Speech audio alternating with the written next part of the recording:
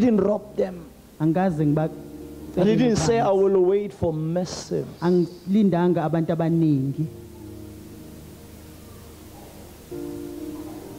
While I was building them, I was also built.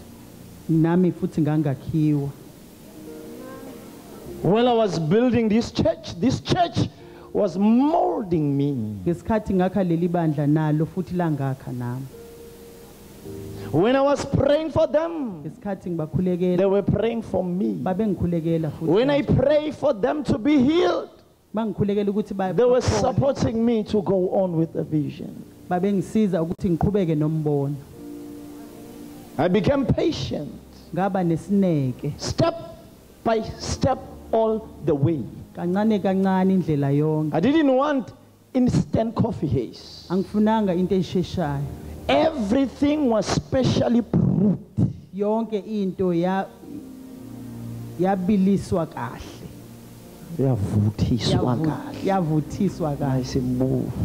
Ukuthi ubrewed kusho ukuthi ukubiliswa kotshwala. Kanti yagayeka kahle. Yagayeka yacoliseka kahle.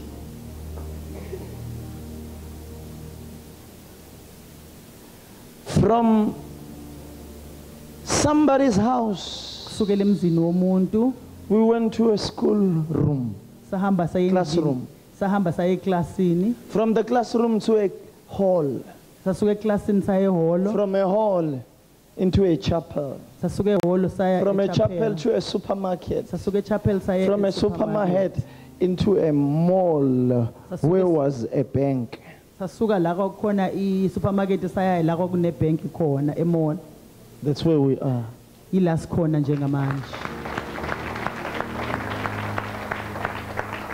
Today I'm leading more than 12 branches. But I didn't start there.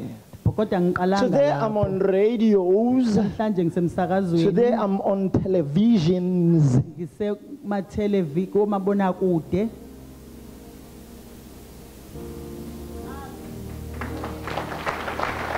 I'm influencing masses of people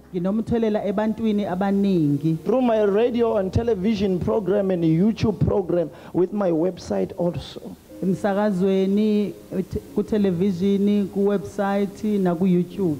Everywhere I'm influencing people. I didn't start like this. I started somewhere.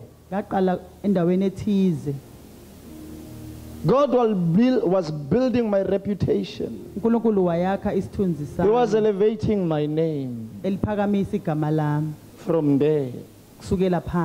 And I'm still growing. I'm growing, I'm going somewhere. There is a lot of things that are in store in my heart. Some of them, when I try to preach and teach, they can't come out. They are just waiting for a time and a kairos moment. The kairos moment, it's God's time.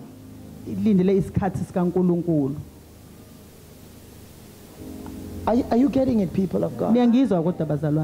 So there are things that are in store. I'm being pregnated by God with many things that are going to change and to transform your life if you are willing. Where I am, you can be also.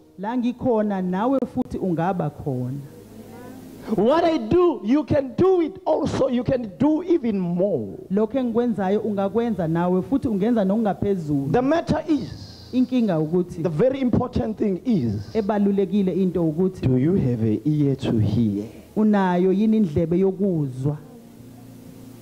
You might rub shoulders with me, but you don't have an ear to hear and to do what I've taught you to do.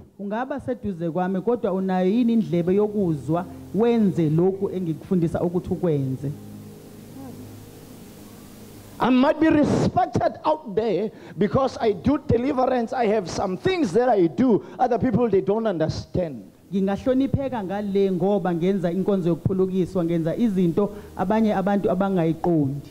But if you don't practice it, it won't work for you. You might have my anointing and have my marination. But if you don't hear, you won't understand. If you don't watch, you won't practice. You might say, he's my pastor. But people will look the reflection of what is happening in him and the reflection of the resemblance that you are resembling. And they will ask you, how long has he been your pastor? You'll say 3 years, 5 years, 10 years. But they will say, you are not like him. You don't talk like him. You don't do like him. You don't resemble him. How can you say you've been with him?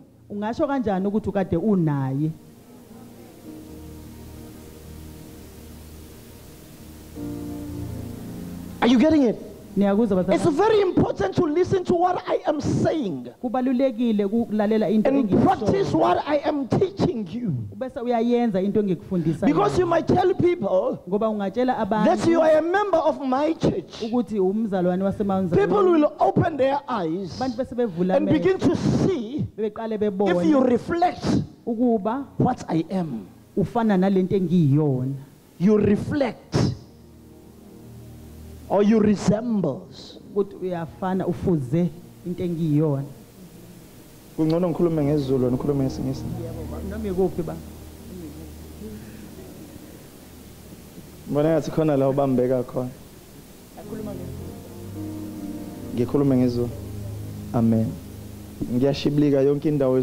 Amen.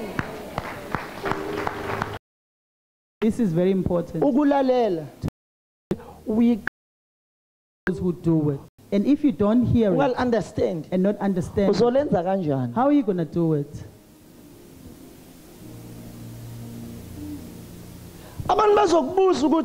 People are going to ask you that you go to the same church with him. Msomi. He's doing marvelous things. And they'll look at you that if you speak what he's speaking, do you do what he's doing? And they will just disqualify you because you not resemble him.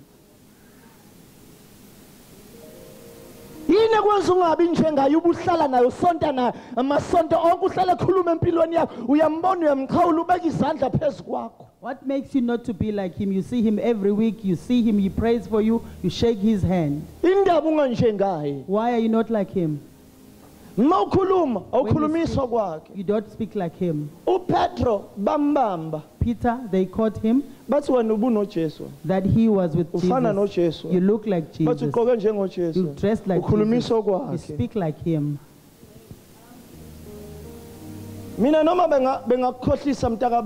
Even if they can lie to you, saying don't speak like your pastor, who are you going to speak like?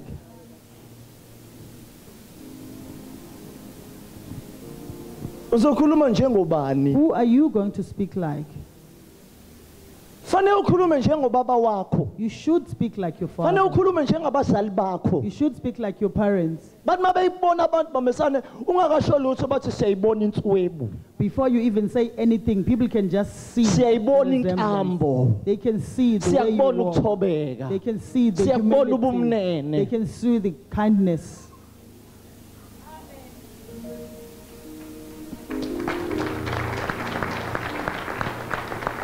Listen, when the word of God says when they were looking at Petro, Peter spoke in boldness. Choose who you're going to listen to. He said, we'll listen to God more than you. When they saw their boldness, they knew that they were with Jesus. A person with Jesus because Jesus was bold. When he spoke to people, he was bold. When he delivered people from the demon, He talked to them with authority. As he was speaking, whatever he was speaking, he was saying it as God. Who are you reflecting? God taught me to teach you. You cannot be you, not being me first. I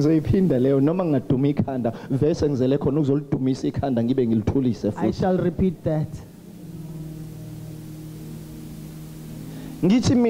What I'm saying is, you cannot be you without being me first.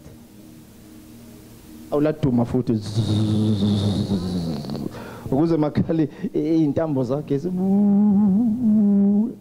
ngiyalizwa liyaduma lizoduma lidunyelwe bese liyaphola liyahlakanipha vese fanele ngihlakaze lento egcwele la inkunkuma le egcwele ekhanda ngithi ukuyisabalalisa bese ngiyayishanela iphume.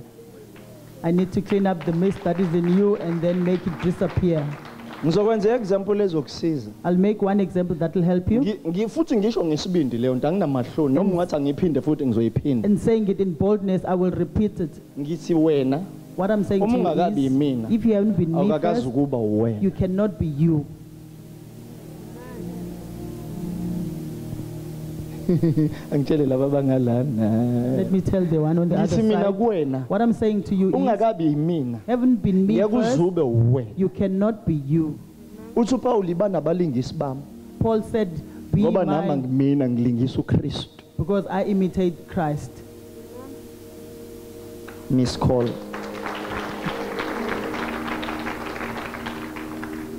Now, do you know the celebrities? People who are known. The one we see on TV. Here on radio. Before they were famous, they started by being the person that they were not, the one they were given by the producer. Then the person that they were not was popular. He got money by being someone that he's not.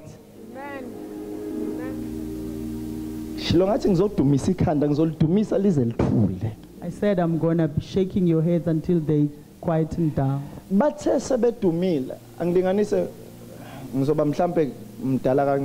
When they were famous, there were Archie Moroka on Generations. No one knew his proper name. They only knew Archie Moroka.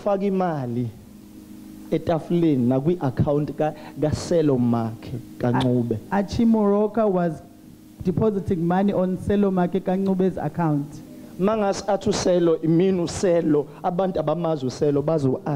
If Selo would say, this is me, people don't know him, they only know Archie Moroka.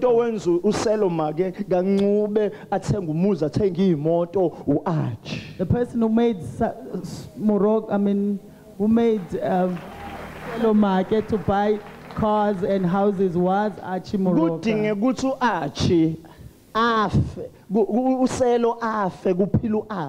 Selo had to die so that Archie Moroka would live. No one knew who Selo Makekangube was. People only know Archie Moroka. When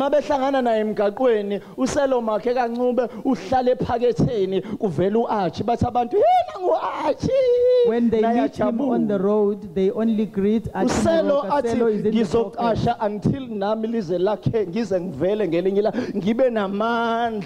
And then Selo remains in the pocket until he gains energy, so that his name will be built until he gets to Archie's level. Are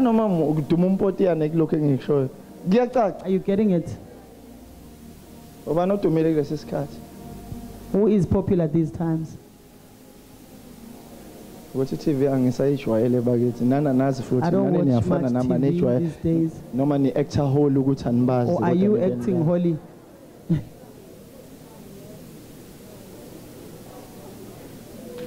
Speak to me, guys.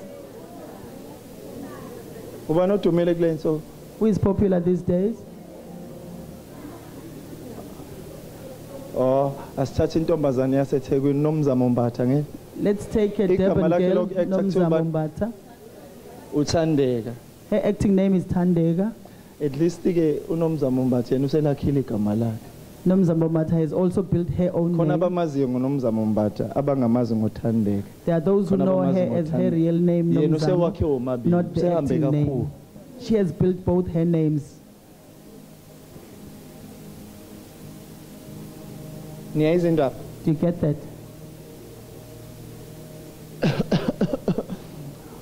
Even let me put it as Jesus so that you could be clear. Okay, Oh, the apostles. The apostles in Jerusalem. They taught the church. As they were teaching the church, they say the church was strong in the teachings of the apostle. The teachings of the apostles. Whose were they? For 3 years. Jesus stayed with them for 3 years, teaching them his principles of the kingdom. And he went to heaven, and they were left behind. Teaching what? They didn't give them their opinion, but they gave the teachings of Jesus. It was working for Jesus. As they were preaching them, the Bible said God raised his hand over them, and the miracles were happening with the hands of the apostles. Why? Because what they taught was what was taught by Jesus. What Jesus taught, he said, I can't do nothing without my Father. When I'm speaking is the Father speaking to me. In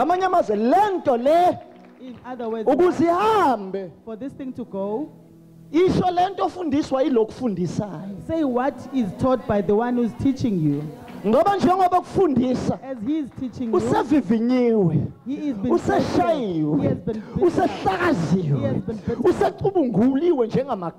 Amen. Let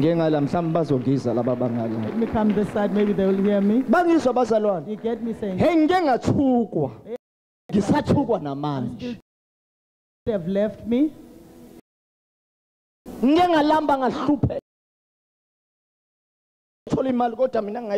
Preaching the I was Jesus who said,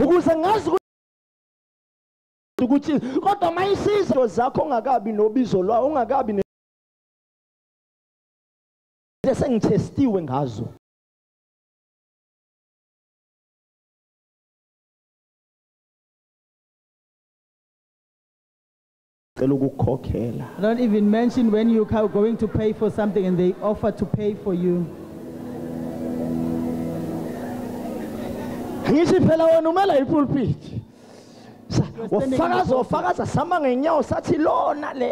Testifying, what to Satan and the devil said, I'll prove if from the best of his best. And they send his best soldiers. He'll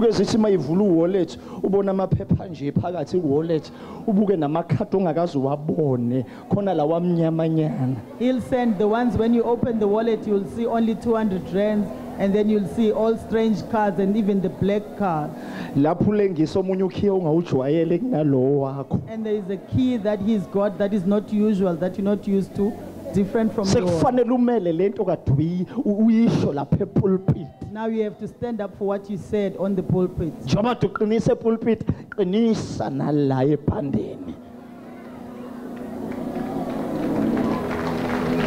you are tying the belt in the pulpit, make that belt tight.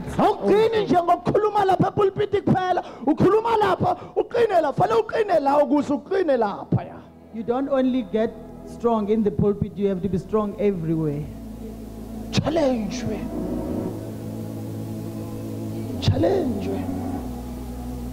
khona nami la engangiqina khona yithi bazalwane khumbula ngelinye ilanga ngaqina khona ngathi mina ngivikelekile mina saying that I'm protected, vikelwe yingelosi protected by the umuntu angels. ongangithinta No one can touch me. kodwa usathana sawubona And the devil said, we shall see about that.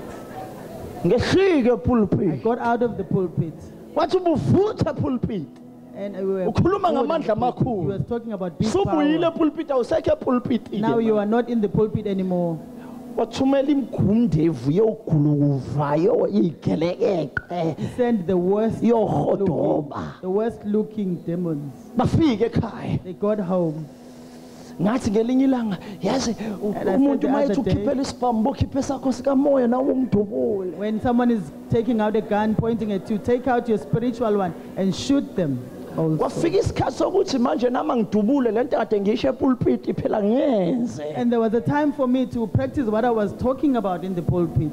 hey And kwakhala iwindi nkosikazi wami wayibukela iTV ngilele ngale my wife was watching TV and I was sleeping. iwindi livulwa lifahlazwa isibhamu ishawa ngesibhamu And they cracked the window with a gun. kwangena sona kuqala And it was the gun kwalandela first, unyawo and then the foot. And I ran. kwathi makuvela isishaya inyameni He was shooting straight ngezwa to me. kukhala i-room divide esemva kwami And the room divider ngacabanga behind ukuthi me. inhlamvu ingene kumina yoshaya i-room I thought divide I was shot through. ngoba phela ma udubulekile bathi awuzi ukuthi udubulekile When we were shot, it's so hayi obvious that ngahlehla you ngabuyela can't- ekhishini ngayi-check I went to the ukuthi kitchen ngabe and checked ngidubulekile myself. ngayi-check ukuthi ngidubulekile When I yini checked myself, abona ukuthi angidubulekanga hayi I angena wasn't indoda shot. nesibhamu sawo siphi and isibhamu the men sawo came through and asked, where is your gun? ngathi anginaso isibhamu mina And I ngumfundisi said, I don't have one, I'm a pastor.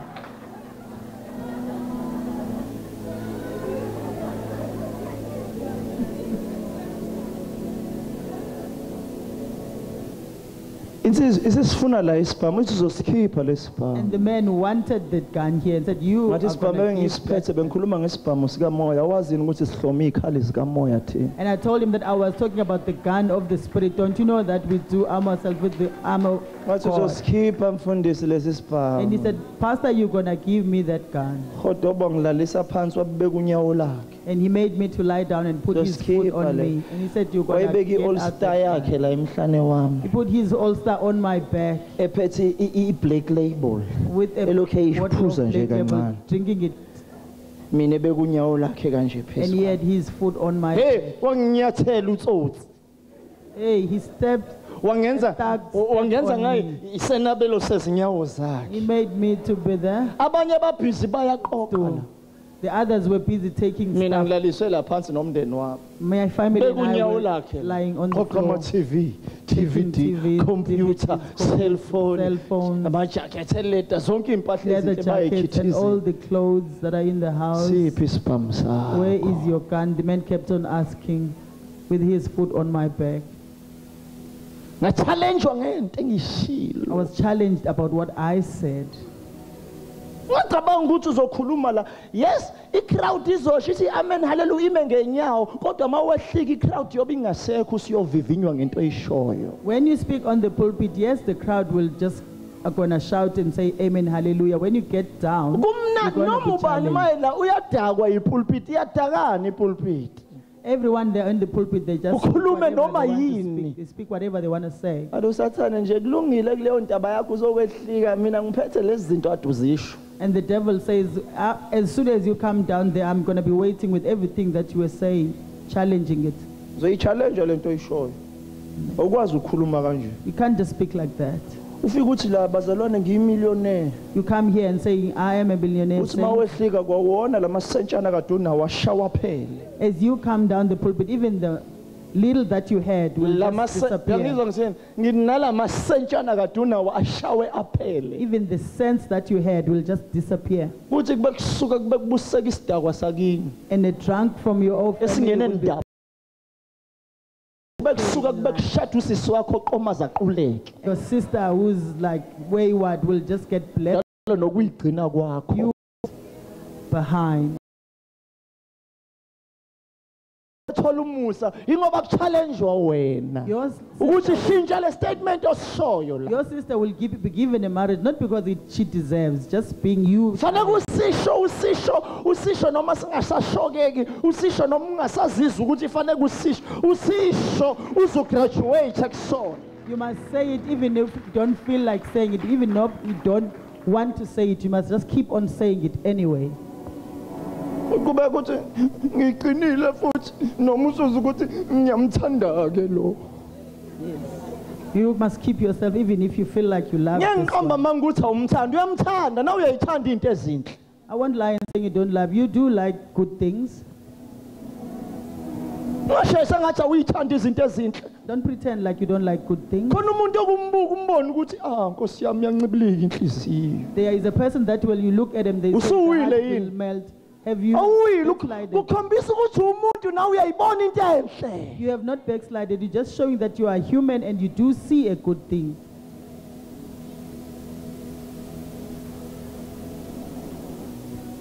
Not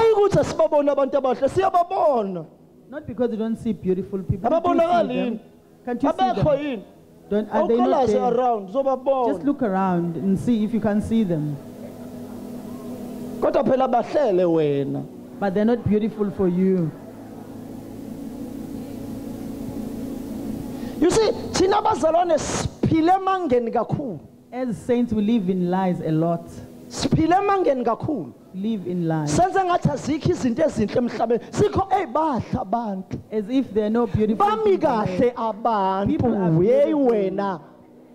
People are curvaceous. Don't lie and say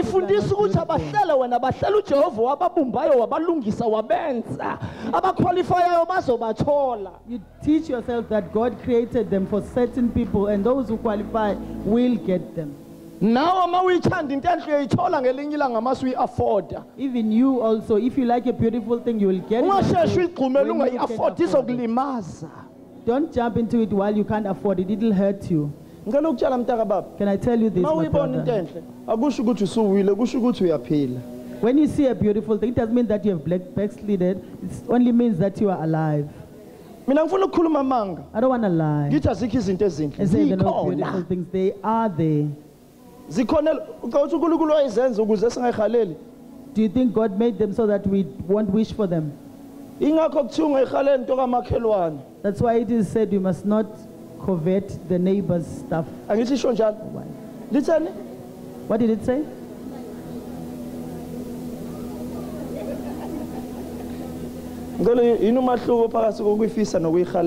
What's the difference between wishing it and to desire? If it's not a neighbor, have you ever asked that? Hey, Jesus.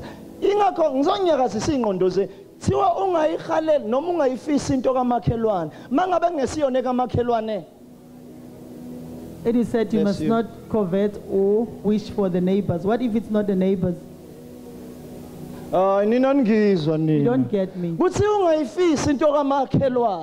don't if it's not the neighbors. What must you do?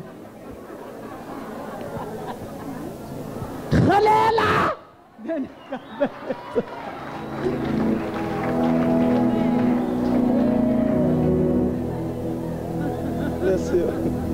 Bless you. I'm teaching you Bless here. You. I'm here to teach you. Bless you. Bless you, sir.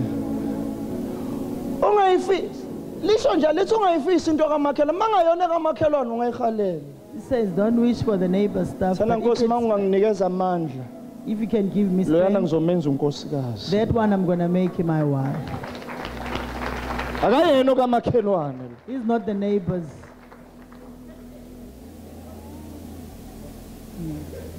I'm still going to teach you. I'm speaking about teach you about how the relationship works. Why did God make certain laws? Relationships. He made laws for relationships. Manje mayithi ungayifisa into kama mangayoneka amakhelane ikhalele mtaka baba. If it's not the neighbors, wish for it.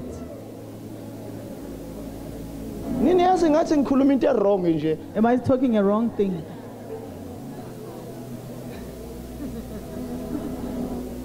Ukuthi nina nilifunda ngenye indlela iBhayibheli nami ngilifunda ngenye indlela. You read the Bible in Ngicela nilifunde ngendlela ngokaSuoane Msomi. Read it according to Suoane Msomi. Ngiyayizwa lento. You get that? Ngamanye amazwi. In other words, make ngabona indawo. If I see a place, make ngabona imoto. if I see a car, make ngabona into enhle. a beautiful thing, ngoba ufumana into enhle. because who gets a good thing? Ufumane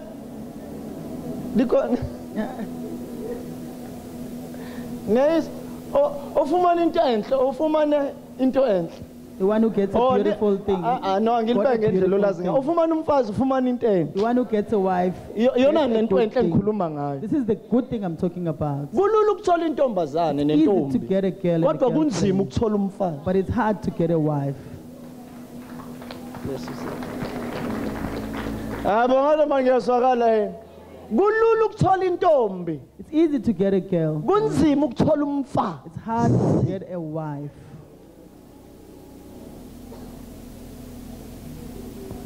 Amen. Yeah, Jesus.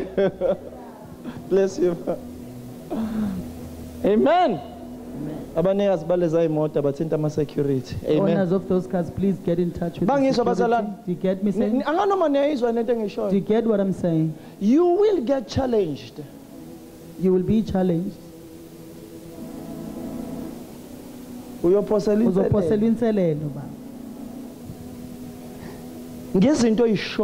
About what you say. If you start saying something, be stubborn about it. Otherwise, otherwise you will lose dignity to us or the people who heard you talking.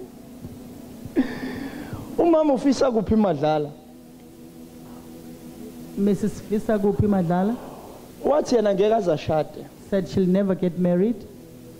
And others joined her, saying they'll never get married also. And the devil challenged her. I'm not sure whether it was the devil or God. Do you know what happened? A man who is a prayer warrior, Mr. Mandala, said, God showed me that you are my wife. I want to marry you. Over my dead body. And she said, never in a Sunday. And the man went back to pray, saying that you are my wife. And he waited, praying and speaking, saying that you are my wife. God showed me. And the lady ended up agreeing with him. And she got married. And when she got married, people backslided. That interfered. Don't just say, when as a person saying something, just go with them as well. Most people backslided when she stopped being Christians. And others are still there. They don't want to be Christians because of her, because they interfered. That's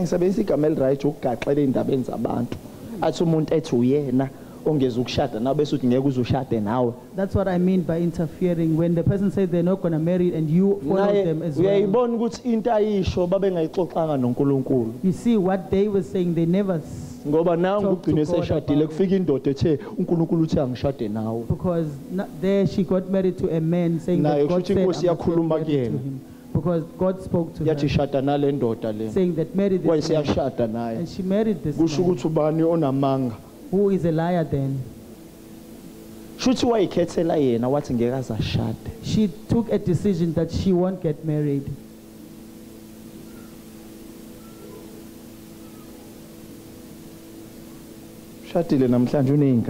She's married today with children.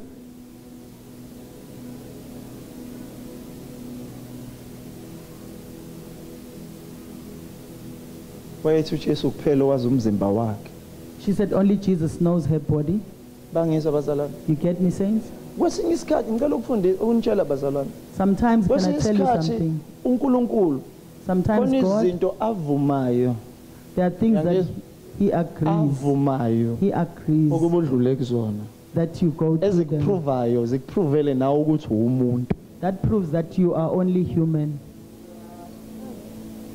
That He just allows them. Let you just backslide to show that you are only human. Because you are Madam or Mr. Perfect.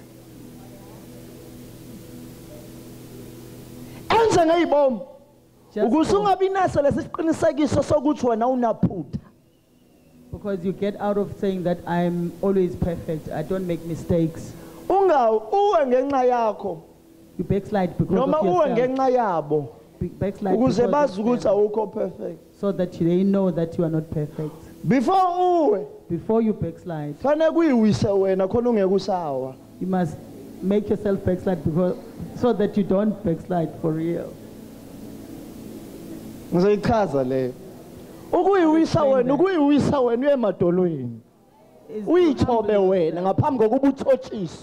better humble yourself before you are led to backslide.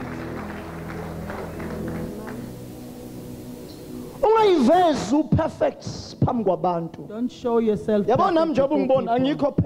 As you see, I'm not perfect. I'm just human. I just got grace. Ngumuntu njengawe ngiyababuthakathaka njengawe ngiyalamba njengawe ngiyakhathala njengawe ngiyacikeka njengawe. I get irritated just like you. Angiyona ingelosi, not a saint. Nanguma wami ubuzala ingelosi ngabe nawe ingelosi. If she gave birth, now she's not an angel. Not an angel either. Noma ngiyingelosi yaleli bandla ingoba kuthiwa ngumfundisi waleli bandla nakuyingelosi yebandla laseMount Zion Carnation. Angel of Mount Zion Carnation because I'm a leader of this church. Hayi ngoba kuthiwa ngile namaphiko. Not that I'm the one who's got wings. I'm the one who doesn't have wings.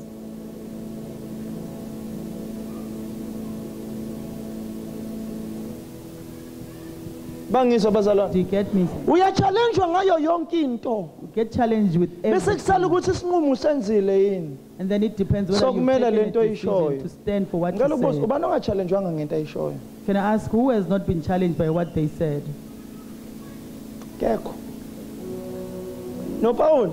Even Paul was chasing after Christians. They beat him to the pulp. They beat him to the pulp.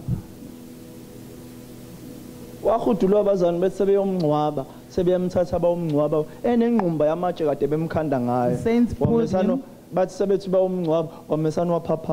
saints pulled him, preparing to bury him, and then he woke up. He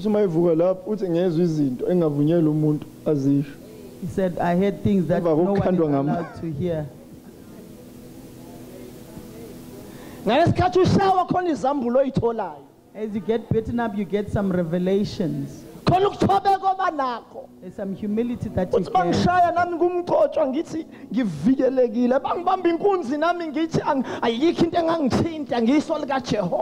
How do they beat me up? And I said, no one can touch me being an apple of God's eye.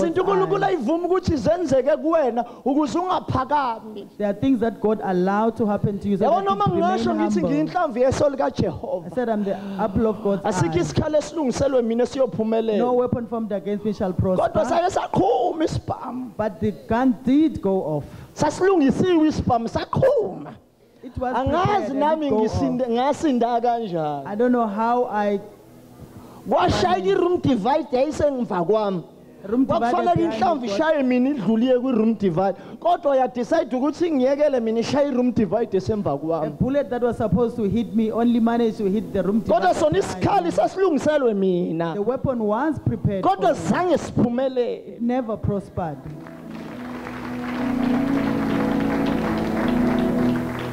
Mangabe, bless you. Mangabe izinto zikwenzeka zikushaya ngiyazi nami zangishaya. When things beat you up, I know they have. Mangabe izinto ingenzanga ngendlela ofuna ngayo nami kuke kwenzeka zangenzeka ngendlela engifuna ngayo. When things don't happen the way you want, I also uNkulunkulu wayesangifundisa indlela zakhe. God was teaching me his ngoba ways. noMose wamazisa indlela zakhe. Because even Moses made his ways known to him. Yabona mawakhiwa. When you are being built up, especially uzoba umholi noma uzoba into ethize, as a leader, khona izinto odlula kuzona there are things that you go through, my brother and sister.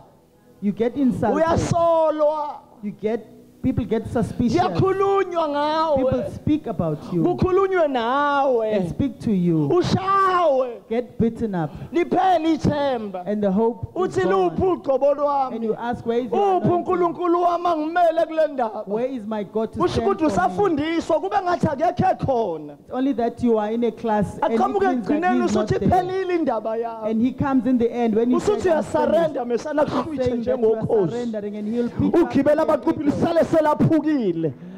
Luphuka kanjani? How did you get up? Luphuka nje kade selikubambile verse. It had you. Bless you, man. Ngiyayizwa indaba. Do you get the story? Ugibela abaqhubi. This fowler's snare. Luphuka lisuka likubambile, bless you. It breaks while it has you on it. Uthi David ngiphunyukile njengenyoni. David says, I broke ogibeni labaqhubi. From the snare of the fowler. The snare of the fowler had me. And I shook and I surrender, and I tried to surrender. And I was waiting for God. And he never came on time. I was waiting him for. When my captor was coming, the fowler broke off. Broke off the yoke. I was free. As I thought I was free. That's when things started. I said, I know God.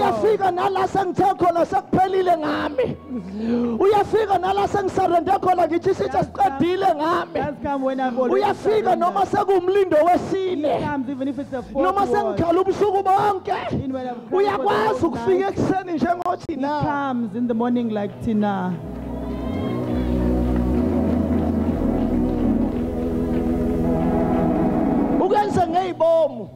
Just do it. Leave you alone. Die. As Lazarus. He got sick. Get sick. Months. Get sick. And even die. In your problems. Depression kills you. And the stress kills you. And you get to hospital. And you were sleeping because of stress. Is there anyone I'm talking to today? You get to hospital. And they ask how does the saint sleep in the hospital? It's because that they will preach and say that and the hospital won't sleep on here. Bless you, say. Oh, you get this. God allows you to get in, and things start being hard for you. Why are they hard for you? So that you will know which is which. And you know the head and tail. Oh Jesus, khona ngimvusayo namhlanje.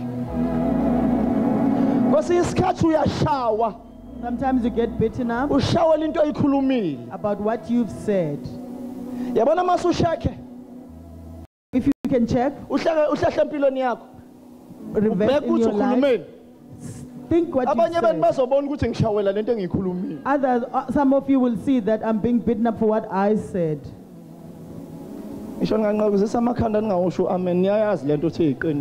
You know what I'm telling you is the truth. Bless you. You get what I'm saying? You get what I'm saying? Some of you, if you can just go back. Bless you. They are being beaten up for the things that you said. What did you say? So they're beating you like this. uJesu washawela ukuthi uyibiza ngokuthi uyindodana kaNkulunkulu. Jesus was beaten up because he called himself the Son of God. Iyona nto leyo yabenza bamshaya waba mabokoboko. That's what made them to beat him up. Mabafika phambi koPilato. When he get before bathi lo uyibize ngendodana kaNkulunkulu. He said this one called himself kuba the Son kayibizanga of God. ngendodana kaNkulunkulu ngaba simshayi kanje. If he didn't call himself the Son of God, we wouldn't beat him like this. We're beating him for what he said. Futhi sizoze simbulale. And we're gonna kill him. Simbulalele lento ayishilo. Kill him for what he said. Hamba yokuJoseph. Go to Joseph. Abafowabo bamfaka emgodini. His brothers put him in a pit. Babengadlali ngaye. They were not joking. Babamshayela into ayishilo. Beating him for what he said. Utheni njengoba bekwenza kanje? What did you say as they're doing this to you? Utheni njengoba bekushaya bekuzonda kanje? What did you say as they're beating you up and hating you like ngamanye amazwi imeleke lento ishilo until iziprove-ke kulabo abayizwile. Stand up for what you said until it gets proved up to those who heard it. Ngiyakhuluma mina namhlanje. I'm talking to you today. Someone hearing me. Stand up for what you until said. Until it is proved to those who heard you. Because if you change it without being told, they'll never respect you.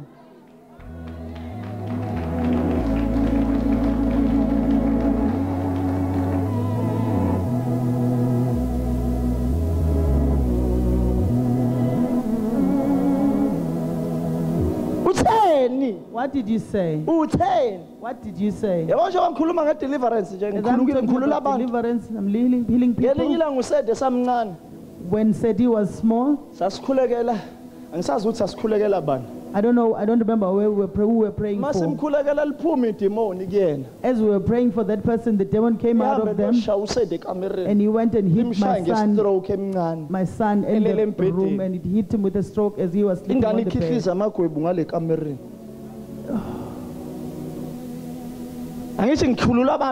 As I'm delivering people, casting out demons, and they said, when I hit your son, and hit him on the bed, and the throat was coming out of his mouth. As the other one was healed, I had to go and pray for my son. He said, you can't sit in my son after I had taken her out of that person.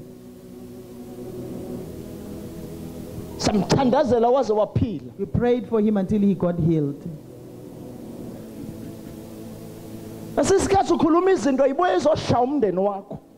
say things and then they come back and hit your own family.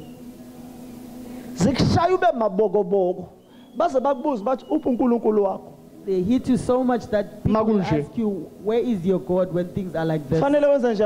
What are you supposed to do? He said, he is here even if things are like this.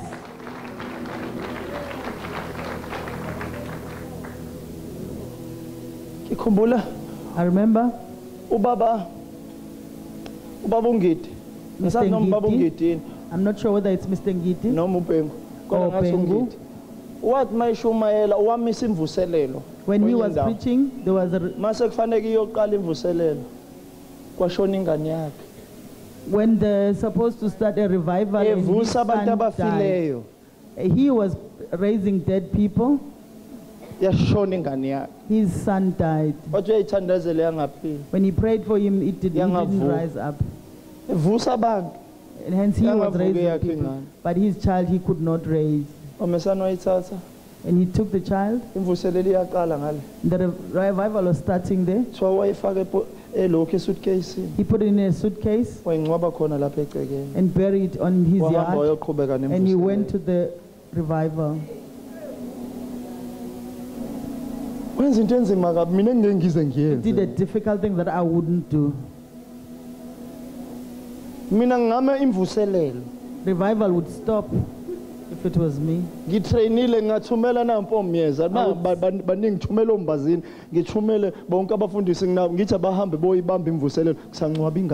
I would send my pastors to go and continue with the revival and bury my son. I wouldn't do it, but he did it. He did a very hard thing. I can imagine his wife, understand. But she had to understand. Because he loves Noma God. kubuhlungu ufanele ibudle ubuhlungu. Even when things are hard, he just Indoda yakhe ibizo uNkulunkulu akuyona yakhe kuphela. uNkulunkulu uqhamuka number 1. God is number 1, she is not. Understand. She had to understand. The child was buried and he went and preached, and people were saved. I'm talking about you being challenged about what you say. Awazi ngiyicinge ecathulweni ngiyicinge emabhlukweni ngiyicinga kosofa ngize ngiyicinge nakumatras. You only see money coming up like this. You don't remember me looking for money everywhere on the couches, shoes, pockets, looking for 5 rand to buy electricity. There's going to be a Bible study in the afternoon. I don't want to put candles on. Even them are not there. Jesus. Today you see people bringing money all over the place. Money is following me, coming all over. It didn't start like that. I started by preaching about it. Took out the poverty mentality from me, out of me and believe in it. And then it started coming to me. Because what I believed in,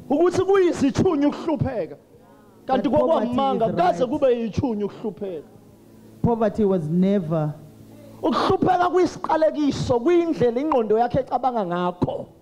Poverty is a curse.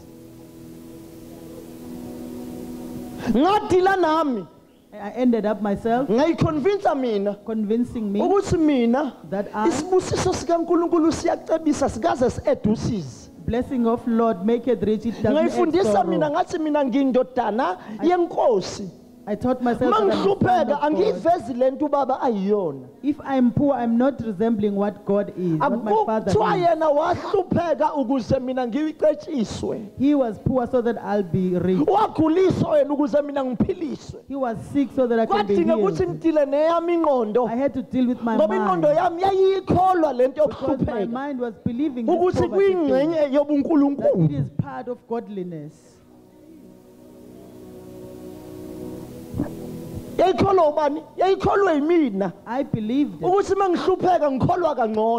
if I'm poor, I'm a good Christian. How many people say that today?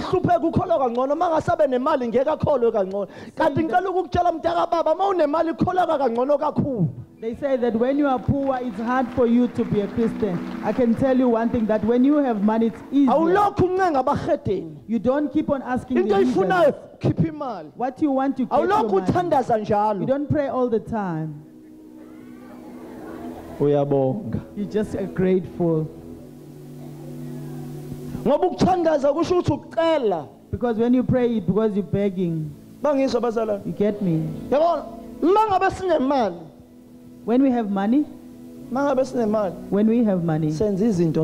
make things happen. When we're going to do a revival, and they ask how much is the budget, and the money will be there, and the revival will be done. We only pray for the souls to be saved, not the money to come. Because the money, we have a relationship with the money.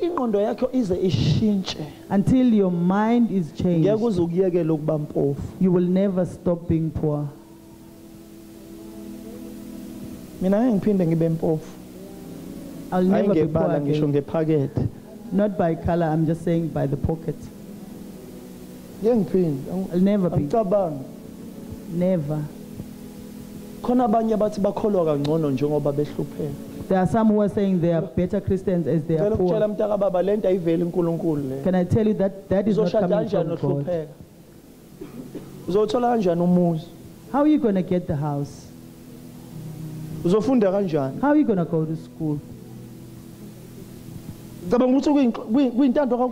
you think that's a... Do you think poverty and sickness is what makes you to be a better Christian? There are some who have got these beliefs. ezithi njoba behlupheka bakhola kangcono. Saying that as they are poor, they are better Christians. Lona iqiniso lelo. That's not true. Look, I'm at the mall. Izandla ngala nathi ba complain ngathi ukuthi ethi keyboard ikhalela phezulu. Complaining about the sound of the keyboard that is higher, and they bake basho kanjalo eMlazi asikhonzela kwesinye isikole. They said that in Mlazi we were in another school. Omunye umfundisi wayelapho. Another pastor who was there. Sewahamba waba senkosini. He's in the Lord now. Lo baba lo wahamba wacomplain. He went to complain to the governing body of the school that these saints are making noise. And they had a small sound, we had a real sound. So manje wacomplain. And now he complained. And they sent a complaint. And I went there. And he said they're complaining. And I said, just give me 1 month, I'll be out of that place. I'll just leave you with peace. Bless you, sir. I'll leave you with peace. We went out of the class straight to the Pilani Mall.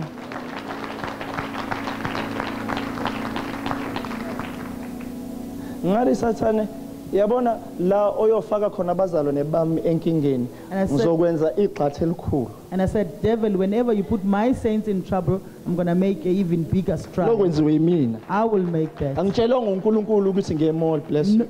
God didn't tell me to go to the mall. Mina ngathatha igxathe ngathi iyangicasula lento usathana esiloko sibangisana ama class ngiye mall la ngizokubangisana namuntu. I took the stride to go to the mall where no one will be fighting over stuff. Do you get me, saints? Amen. Nkosikazi kaBhoti.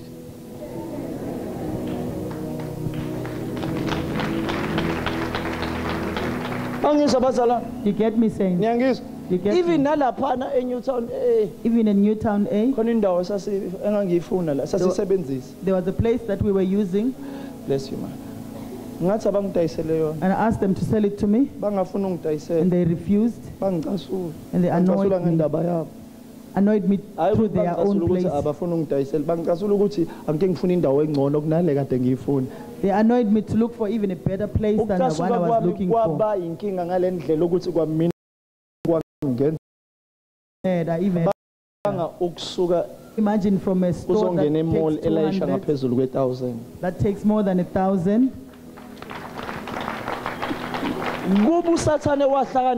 If devil was clever, abavumele bangidayisele leya ndawo ngoba abantu abasindiswayo abagcwele kanje abantu abanjengani. He would have allowed them to sell me that place. We wouldn't have so many people. Ngoba njalo nje umthetho wami. I'm just like that. If I said I want something, if you don't give me, I'll get a better one like the one that I was looking for. That's how I'm wired. If I want something and I don't get it, I'll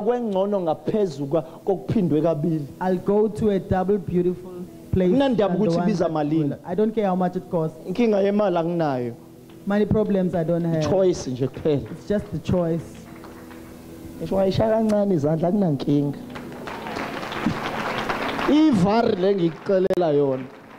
telling you the truth. When it comes to faith, I get mad when I really want something. My forehead is strong. When the wall is before me, I hit it with my own forehead. I don't even touch it with my hands. I have a strong forehead. Sengikhulume kakhulu man. Ngakhuluma into eziningi. Sekufanele nginiyekele man. Kodwa nikuzwile lokho engikushilo. Ne-interpreter yami isilele lapha. Shalom. Ibuya no shalom izongithulisa baba.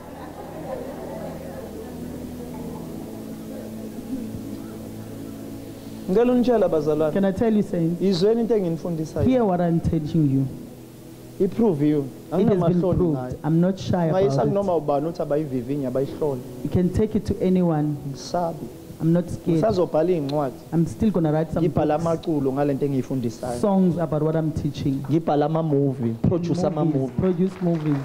about it. And make documentaries into radios. Here, it will be all over the place.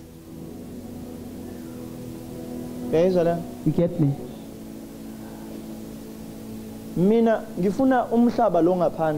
I want the outside world ube a point of reference.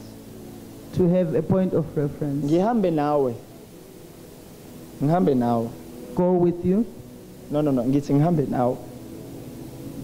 Engathi abakunikeza ngane drink enoshukela.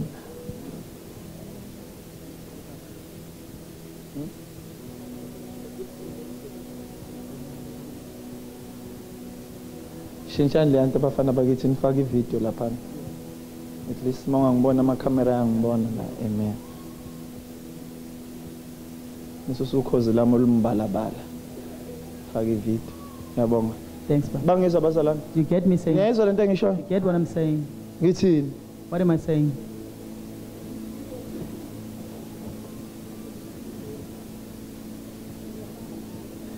Lento engikhulumayo. What I'm saying iproviwe. Has been proved. Nangumfundisi uMkhize sikhule naye sikhuliswa ubaba. Here is Pastor Mkhize, who were raised by my father. Bishop sikhuliswe naye. We were raised together. Naye olunye uhlanye nje. Another ekholweni radical saint. Abantu abathi mabekhuluma kube nesivunguvungu. When they speak they'll kazivula uNkulunkulu igcwala endlini. And the glory of God will fill the house. Don't just look at her. We were cooked with her.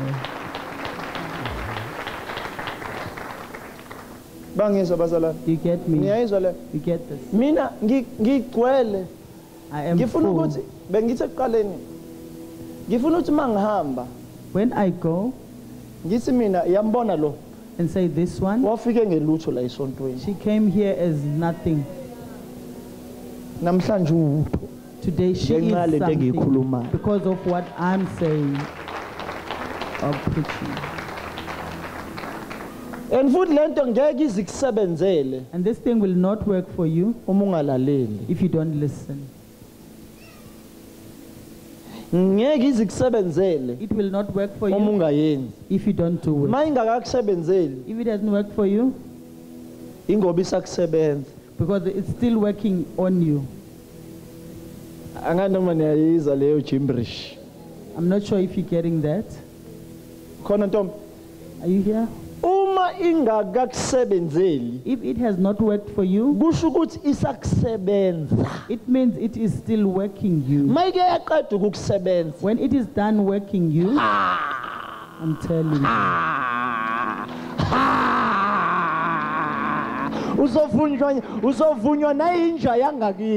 Even the dog around your house will know who you are. Oh, it's still barking at you. When you come, it will just step back.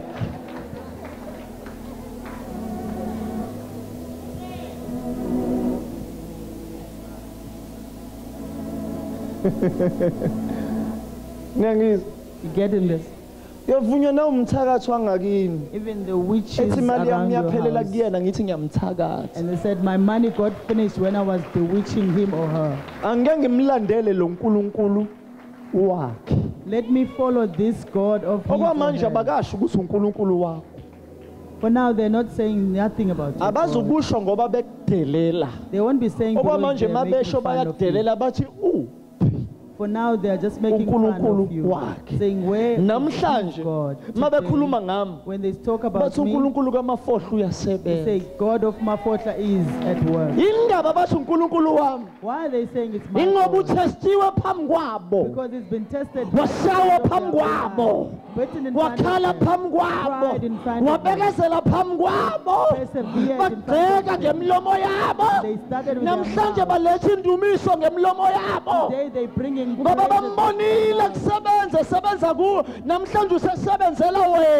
they saw him working and you working in you, and now he's working for you.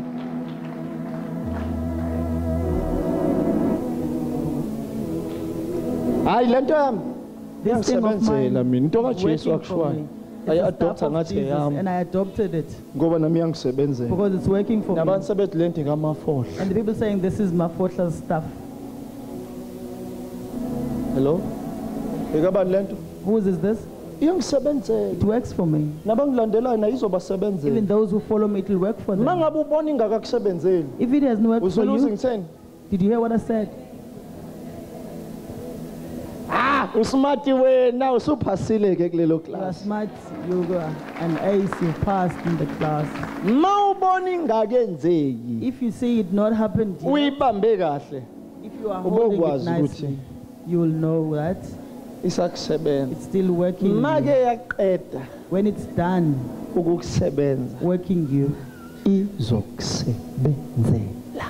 it will work for you. Yabo manje. You see now? Yabo manje. You see now? Yabo manje. You see now? Kumini. In me? Now uyayibonela. You can just see for yourself.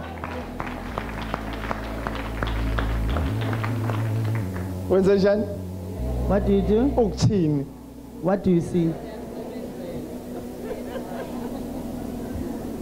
Angithi ila uPaul esefika khona la imsebenzela khona athi uNkulunkulu wami.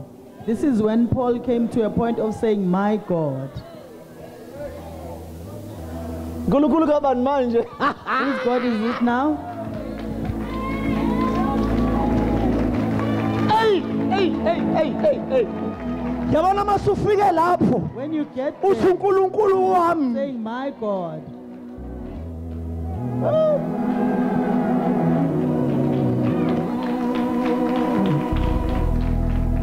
Ungabi namahloni. Don't be shy. Mawusathi uNkulunkulu kaAbraham. When you say in the God of Mawusathi uNkulunkulu kaIsaka. God of Mawusathi Israel, uNkulunkulu kaJakobe. God of Jacob, Mawusathi uNkulunkulu kaJesu. God of Jesus. Khona la ezoba uNkulunkulu wami. There'll be a time when He is going to be your God. And make kwafika lapho mntaka baba. When you get there, Ufike ezweni leabundance. you come to the world of Ufike abundance. ezweni lika more than enough. You come to the world of more than Ufike enough. ezweni la khona okusho noma yini oyifunayo. In the world where you say Ekuthiwa whatever you nocela want, noma yini. Awusayicelelwe usukwazi ukucelela nabo. where you are able to even ask for other people, Usukwazi ukusho ukuthi uNkulunkulu wami able to even say, my God uyogcwalisa will fulfill ukuswela kwenu your lack ngokwenkazimulo yakhe according to His glory ekuKristu Jesu. in Christ Jesus. Hey, uNkulunkulu wami. My God.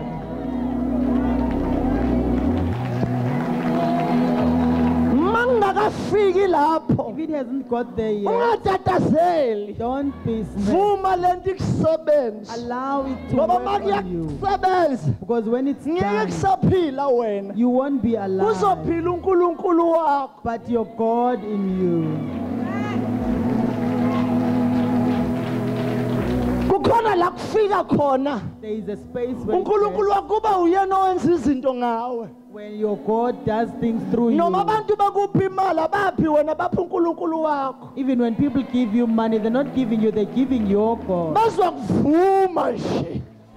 Ngisho ngayisulumane ngayisangoma ngawumuntu ophatha iphandla ngawumuntu oboshiwe amesela sikuthi angikuphe nje. They will salute you.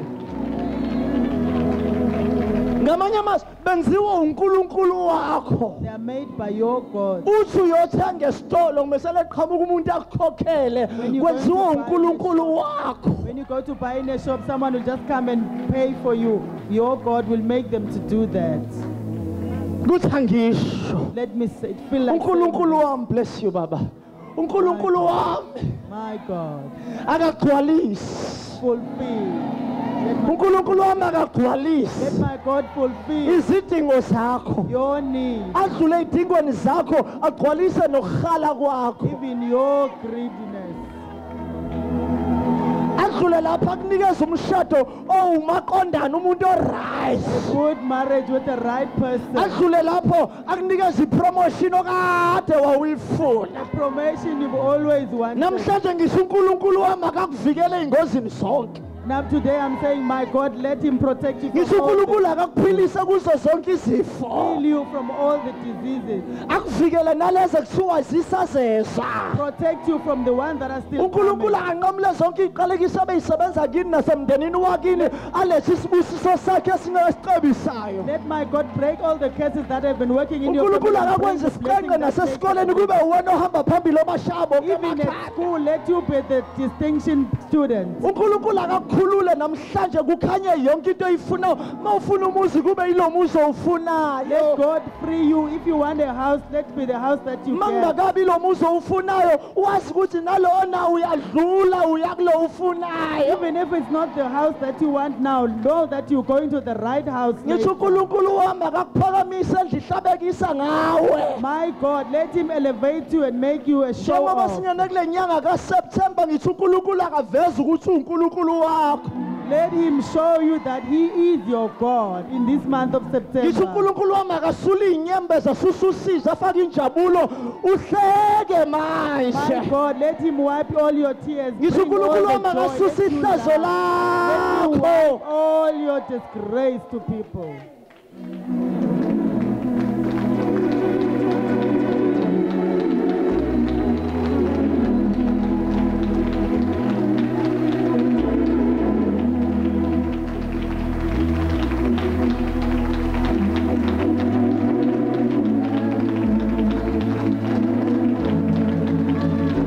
uyakwenza He is doing it. ubizwa ukuthi uJehova ofohlayo He is called Jehovah akekho Belparan. ozomvimba No one will stop him. abathakathi ngeke baze bamvimbe Witches cannot do it. abakudlela umona ngeke baze Those who bakuvimbe hate you will not stop him. ungafundi kwakho ngeke kuze kukuvimba ukuthi ungabusiseki Your non-education will not stop you from being blessed.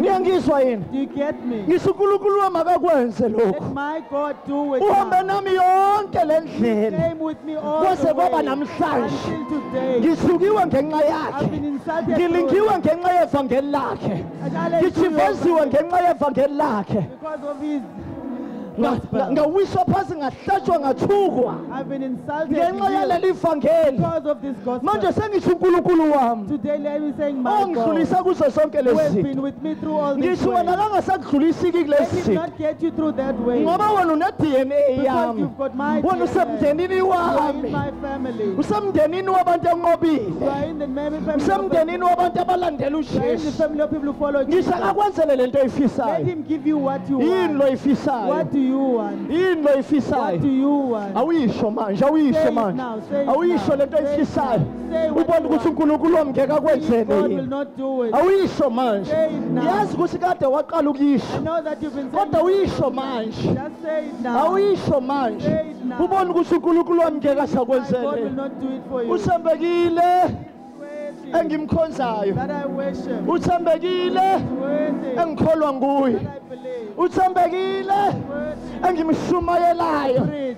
uthembekile Is worthy ohambe that nami has been with me. uthembekile Is worthy ongihola indlela that yonke has been with my way. uthembekile Is faithful. longenze ngaba kule That mall has been put me in this uthembekile mall. Is faithful. longibusisile The one who's wangibeka kule ndawo Who has put me engikuyona where I am. mtshele Tell him. ubone ukuthi ngeke And see if he akwenzele won't do it. mtshele mntakababa Tell him, my brother. ngikunikeza leli minute I'm giving you this minute.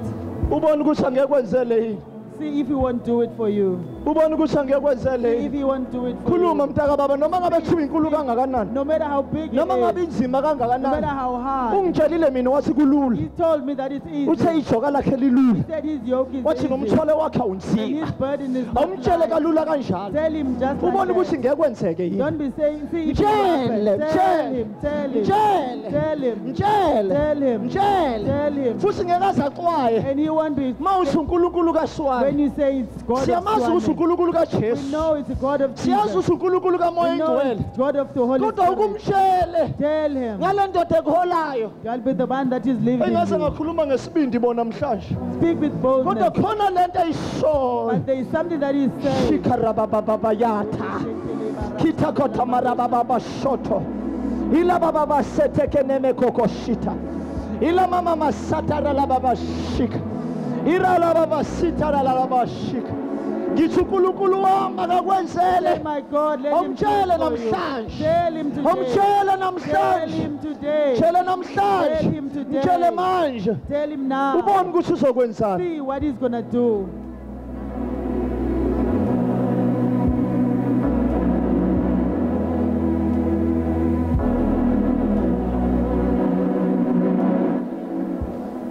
Nyusi volume baba. Raise the volume. Mtshele.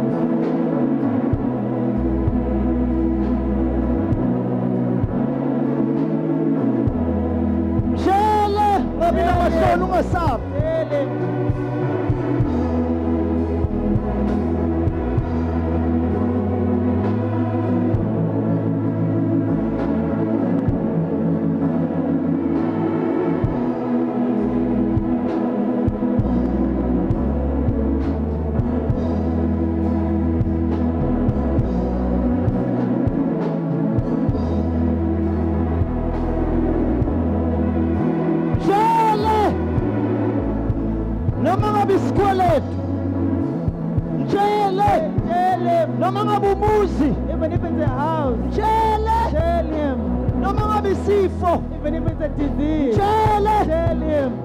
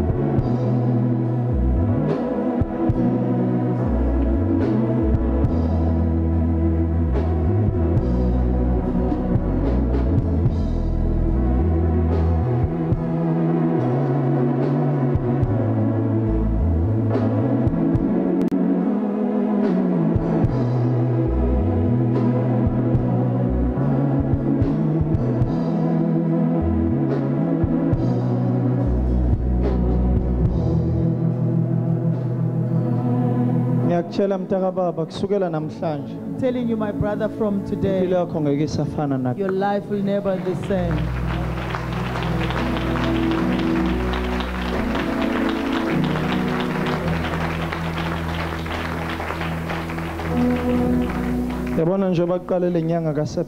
As this month of September has started, it's coming with big things.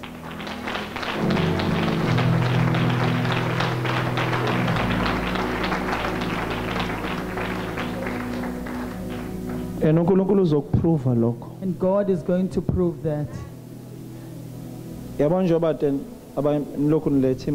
As you were bringing money, and others are praying, God took me to his throne.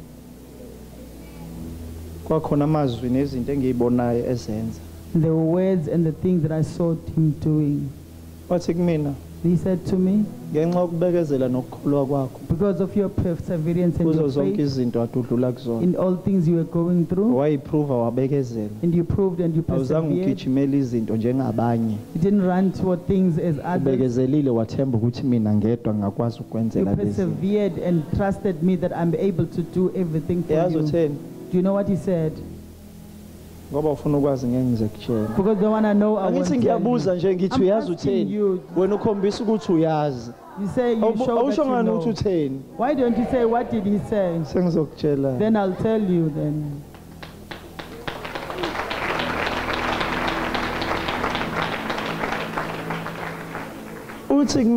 He says to me, I'm going to bless your children. He's saying you as saints.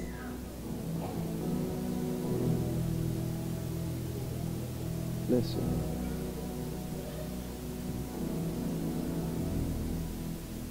Bless you. Manje ngisahlela imali ukuthi ingene kahle ngoba ngiyayihlonipha imali amesana ngiyibeke noma. Still arranging money. Or 50 rand bodwa. I respect money. No 20 rand bodwa. No 10 rand bodwa. Bless you. Bless you. I respect money, that's why I don't just. If I do,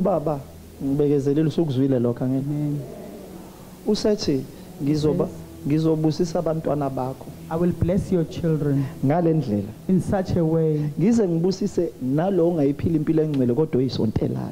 Even the one who is not living the clean way.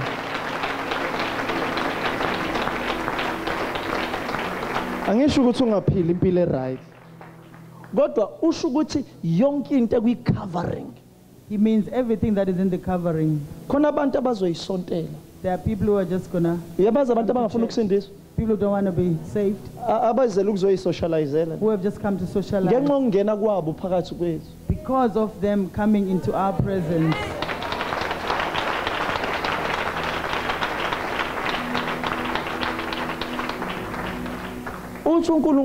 God is saying He's going to speak to people. There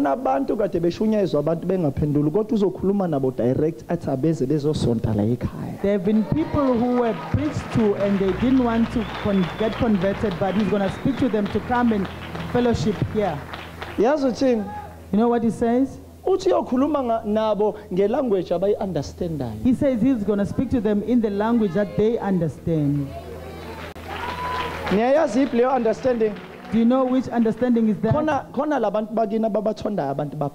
There are these people of your family who love they will hear their ancestors telling them to come to church, this church. Is it wrong when the ancestors are telling them to come and get saved? God says I'm going to speak to them in the language that they understand. You're going to start hearing testimonies of things. Especially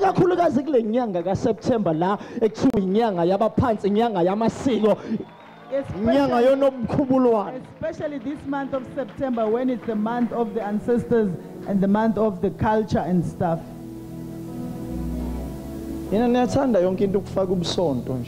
You like putting church in everything. Say, there he has started, and then what is that, and then that's what it is.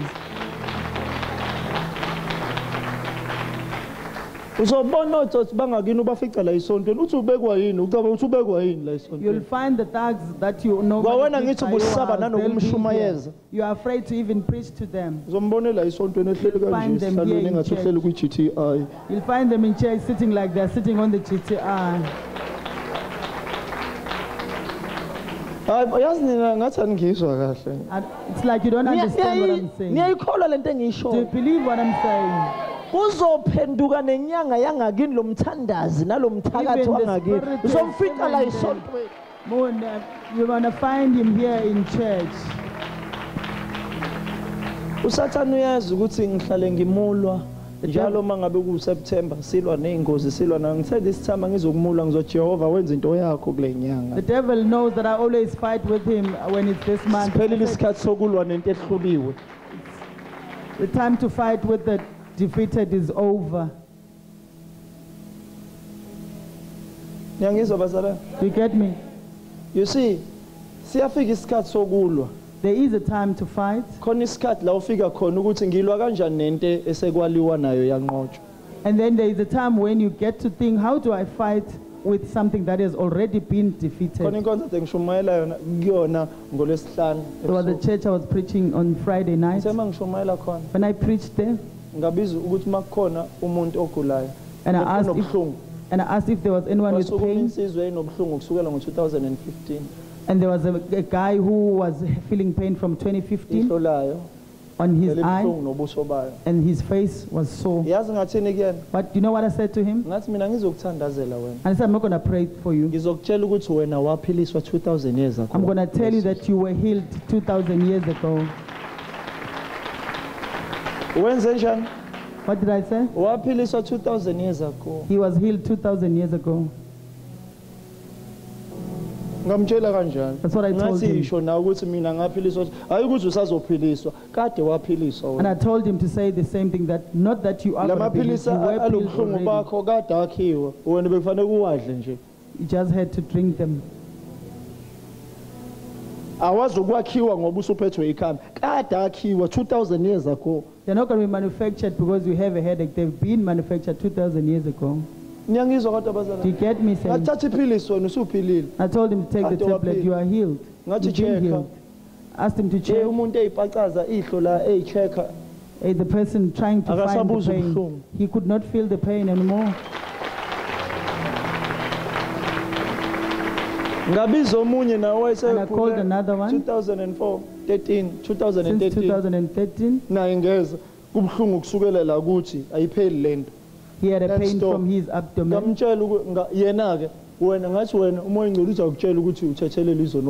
And I told him that the Holy Spirit says, I must tell you that you sinned so that this disease to come, for this disease to come.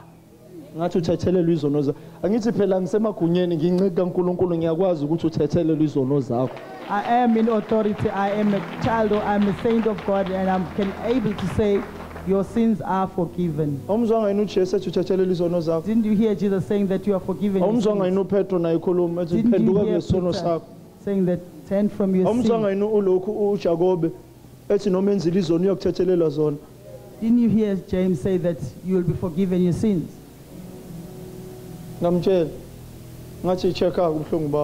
I told him to check his pain. Mentality yokuthi kade agula 2013 ngamtshela ngathi mina lento ukuthi kade wagula khona umuntu wayegule for 38 years. He had a mentality of being sick from 2013, and then I told him and I told him that there is a person who has been sick for 38 years. And I made him to do some when he started going down, he was so amazed. He looked around. You know what he said?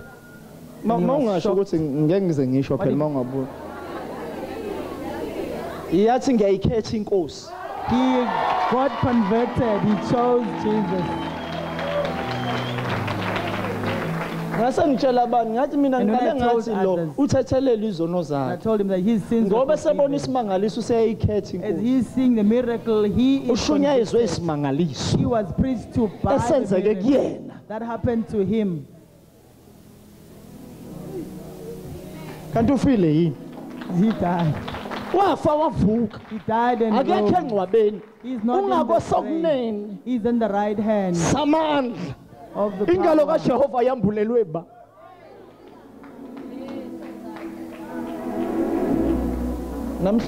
Today, God says I must just bless you today. I'm not going to say a lot of words. I have the anointing of what I said today. What do I have? It's upon me. As I've spoken like this, it's going to do like this. It's going to prove that my God is alive. No matter where you have an incurable disease, but my God.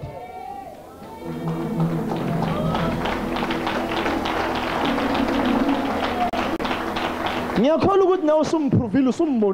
believe that you have seen him and you have proved him. I don't worship any other God. Only the one who sent his son Jesus Christ to die and rise to the... It's the one who anointed me and sent me to Inanda and then to the whole world. Today, from the beginning of the month, people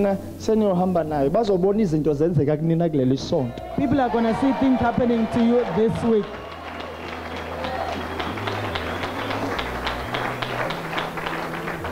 I'm not sure if you're getting this.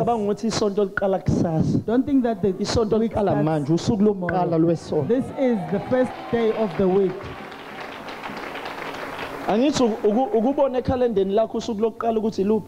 Have you seen in the calendar which one is your first day? Sunday. What is a Sunday on your calendar? What color is it? Sunday must be the day of your blessing so that you'll be able to conquer the whole week. My brother, today, I'm saying now, I'm going to say, my God, let him bless you. I've never spoken like this. I've never been this bold. It's the anointing that is upon me. If you have a problem of me, I have boldness of saying, my God.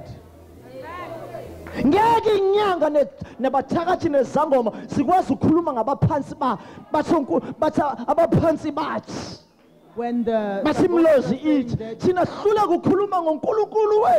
ancestors are saying this, how can we not our God? Are we shy?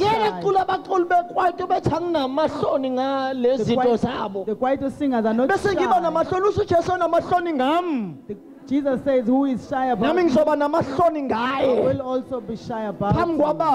In front of my Father, in front of the angels. Why is he saying so? He didn't say that he'll be shy in the world because the world is not counted anywhere. The important person is the Father and his angels.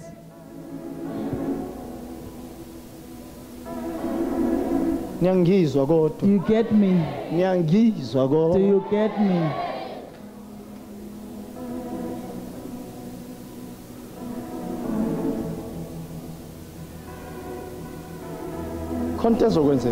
Something is going to happen right now. There is a transfer of things of yours from there to you. And this week starting from now, they're going to manifest. Even if you didn't qualify, now you qualify. Even if you didn't qualify, now you qualify.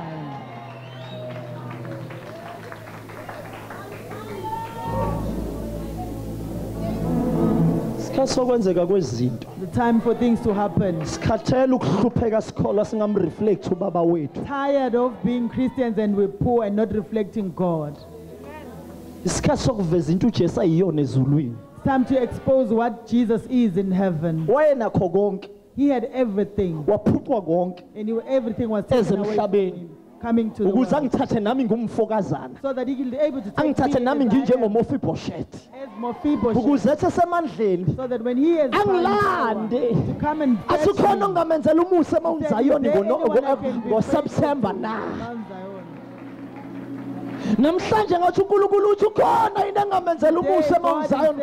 anyone that I can give grace to in Mount Zion Carnation.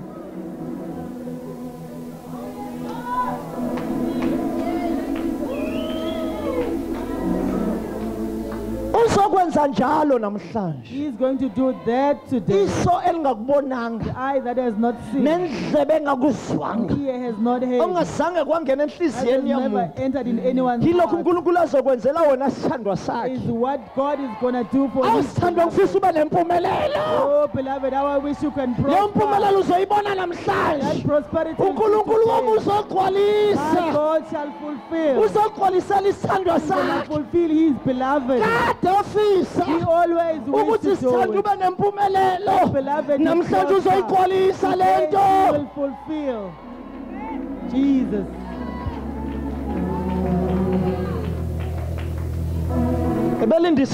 He was waiting for the right time. So on the 2nd of September 2018, your life is going to be changed. I'm prophesying. Heaven is in our midst. What is you have is what being a tail is for the last time. Underneath is for the last time. You are going to be the lender, not the borrower. Believe what I say. Believe what I say. What I say. Keep.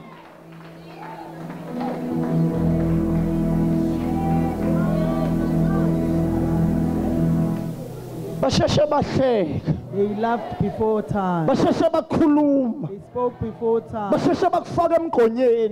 threw in the pit before time. They challenged you immaturely. They didn't know that God was in head. I know the plans. He had knew the plans. Amen. I know the plans. Hey, even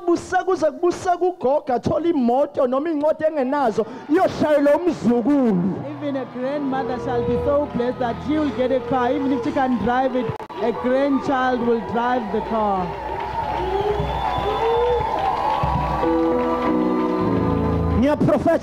I'm prophesying. You see, the people that love the ancestors.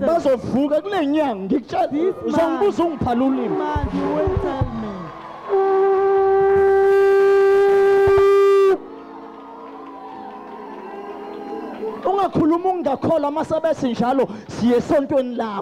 Don't speak badly when they say they're coming to your church.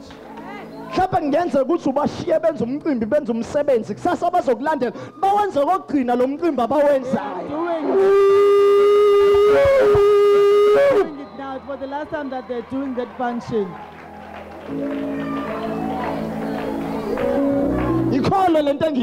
Believe what I say. Believe what I say. Manifest what I say.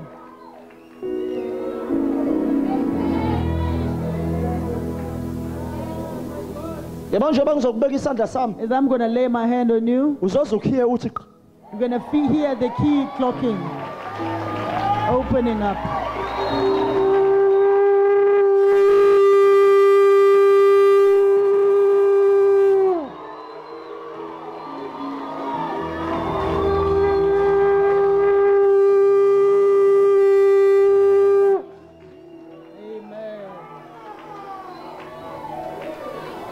Don't know what's going to happen today. It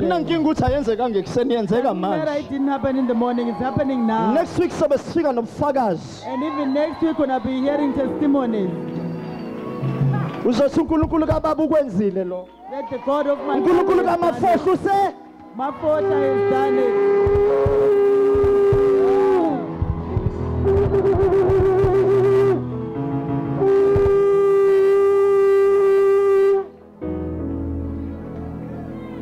You will see what the eye so has not seen. You will hear what the ear has not heard. That has never entered anyone's heart.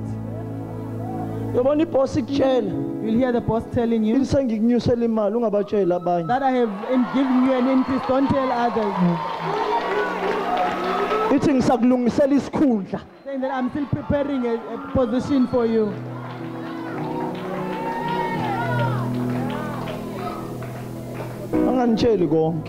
Let me not tell you everything, so that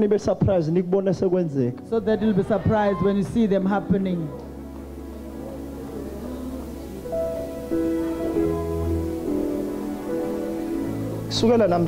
From today, do you know what I feel like saying? That you didn't ask me, so I won't tell you. Ask me, so that what I say, I will tell you.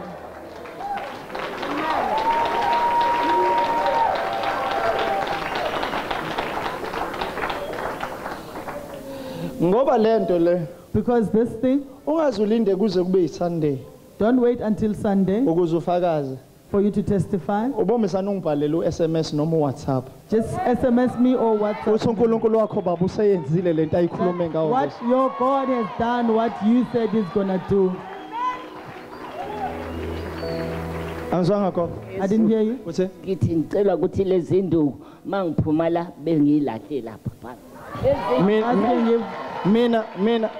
Mina gogo ngifuna ukuthi mawusuka la kumina uyilahle phansi. Ngifuna mayisuka la kumina ayilahle phansi. She must throw them down. Gogo ungaqala usondela la eduze. Don't move, come closer. Uthi ufuna ukuthi mayisuka la. She says as she gets out of church. Mina ngifuna ukuthi mayisuka la kumina. I want her as she gets out. Ayihambele. She must walk on her own. She's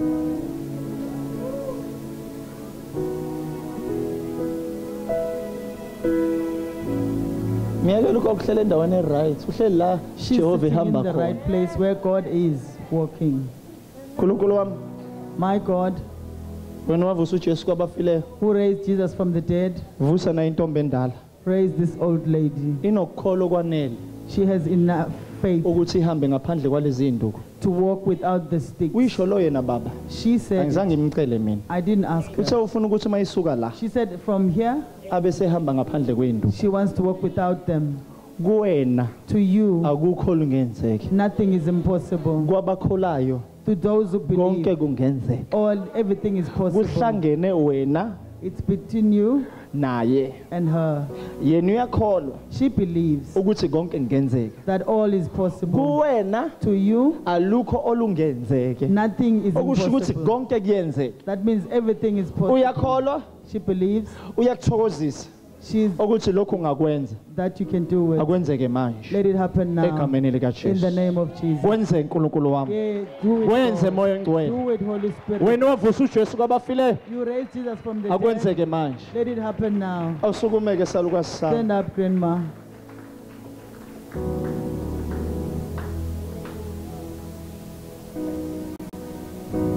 Bambi microphone uyekela isalukwazi ba. Hamba ke gogo. Go.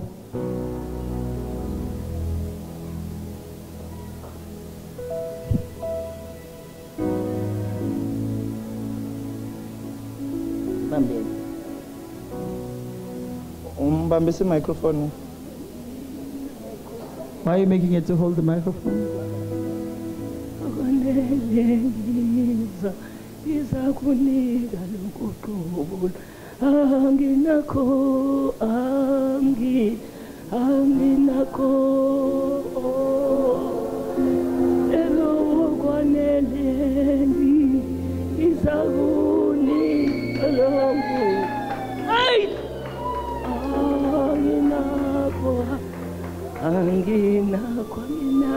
Hayi sisanisa lukwazi lazi niculo ngathi khona ama-worshipers nalala nje ama-worshipers funa abantu abasheshayo khona izinto ezenzakalayo ngizomnika mina uqobo ngizomnika longuqo ushaya igogo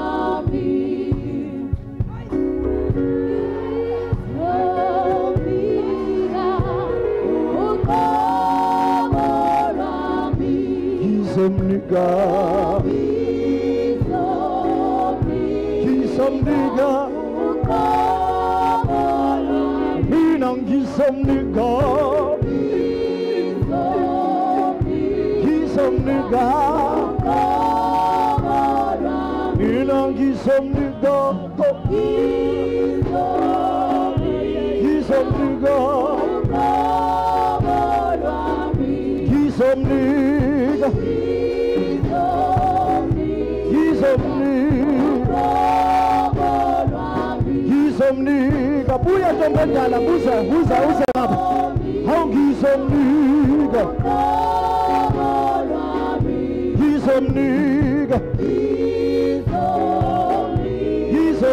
woza ngapha ntombendala hawu ngizomnika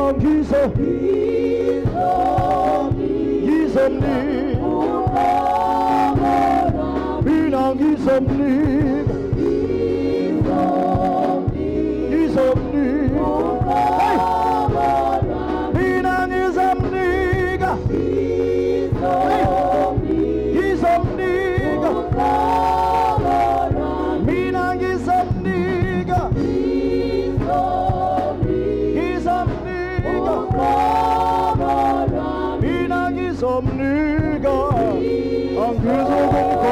ngimnikeza amadolo ami ngimnika amadolo ami ngimnikeza ikolo lami ngimnikeza amaqakala ami ngizomnika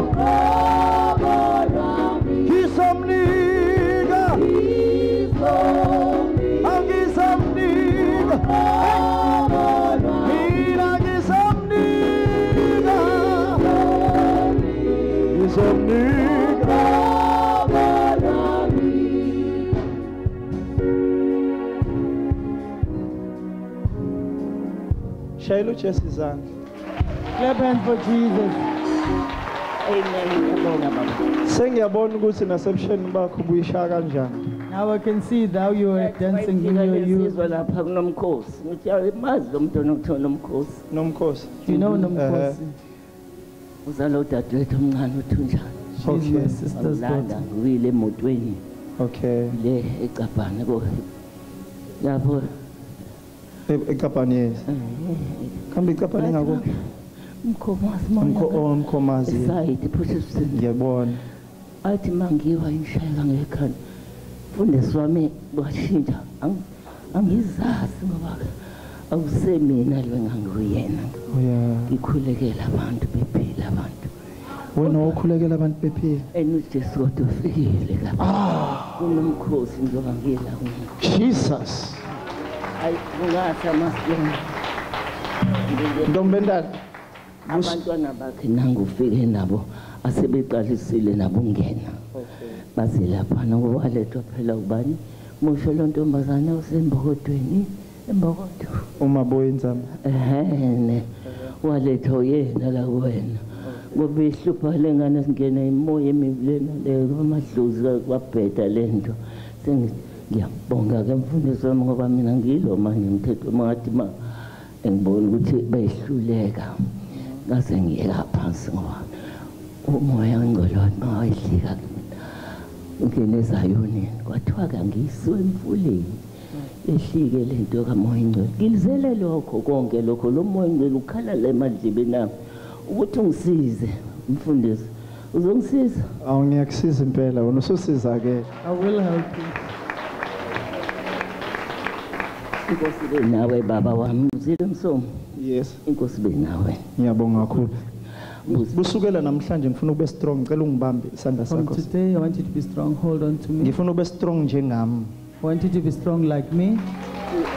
Sinkonzo lapha nasikhothela abathatha abana utokoloshi lemkovu le ndawo. Njoba ubuyele emumva nje omatinda notokolosho mamtsotsi amandinda mandawo nawo ndawo namadlozi ahamba phelele emoya emibebhedayo ngesisendawo kuhamba konke yabona masubuyele emumva uhamba nomlilo onzima kabi. When you go yabonga uJesu abe inkosi nomsindisi ebandleni lakho lime mama khona omani umhlaba amagatsha ngamagatsha uwakhipha amagatsha uthi mawusuqhamuka baba ezulwini ayisibasehamba isizwe ezulu ibhekelena isiholobha nezayo ungasibona unina wakhe ngambona noAna nangulana lamakhosikazi ayephendeza kwathiwa namba abafundisi ngalana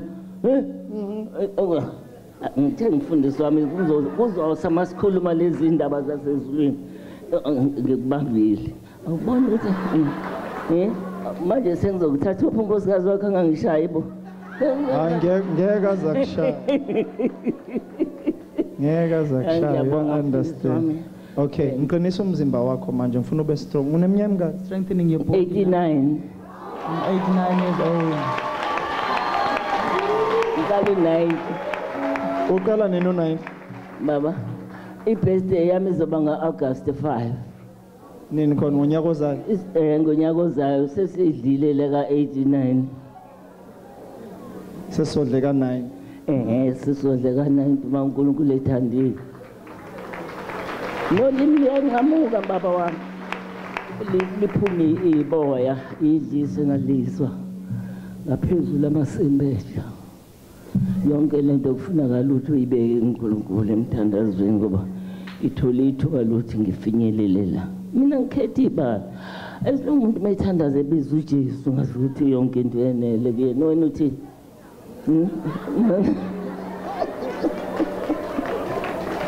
wena uhlele indaba esiyikhulumayo wena. Uzofaka isiphepheni isolezo. Singangeni isolezo. Ukhona nentatheli yesolezo izoyithatha le ndaba ifaka. Koko ngiyawuqinisa komzimba wakho ngifuna ukuthi uyihambele manje. Strengthening your body, I want you to walk on your own. Ngifuna ukuthi akahambe nje akamodele la. One head to strut her stuff.